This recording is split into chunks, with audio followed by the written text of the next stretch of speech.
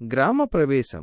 ఒక అందమైన సాయంత్రం వేళ కొండల మధ్య ఉన్న ఒక ప్రశాంతమైన గ్రామంలోకి యేసు ప్రభువు ప్రవేశిస్తారు.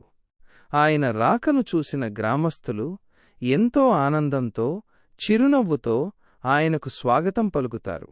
ఆ గ్రామంలోని ఇళ్లన్నీ రంగురంగులుగా సూర్యకాంతిలో మెరిసిపోతుంటాయి.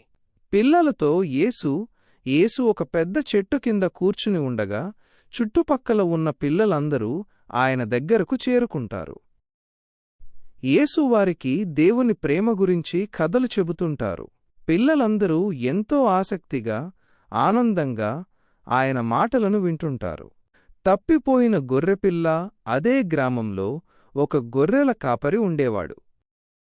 ఒకరోజు సాయంత్రం గొర్రెలను ఇంటికి తోలుకొచ్చేటప్పుడు ఒక చిన్న గొర్రెపిల్ల అడవిదారిలో తప్పిపోతుంది.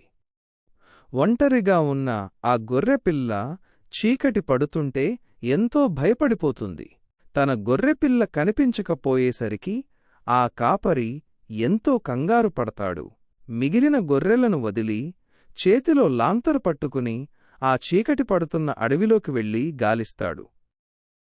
ఎక్కడా వెనకడుగు వేయకుండా గొర్రెపిల్ల కోసం వెతుకుతూనే ఉంటాడు.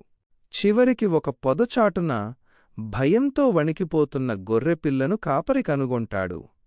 దాన్ని చూడగానే ఎంతో సంతోషించి ప్రేమతో దాన్ని తన భుజాలపై వేసుకుని తిరిగి గ్రామానికి తీసుకొస్తాడు.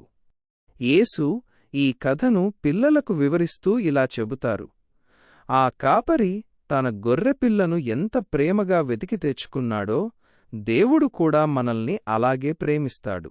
మనం దారి తప్పిపోయినా ఆయన మనల్ని వెతికి పట్టుకుని తన ప్రేమతో రక్షిస్తాడు. సూర్యాస్తమయ వేళ ఆ వెలుగులో యేసు చుట్టూ ఉన్న పిల్లలు ఈ మాటలు విని ఎంతో ప్రశాంతతను పొందుతారు.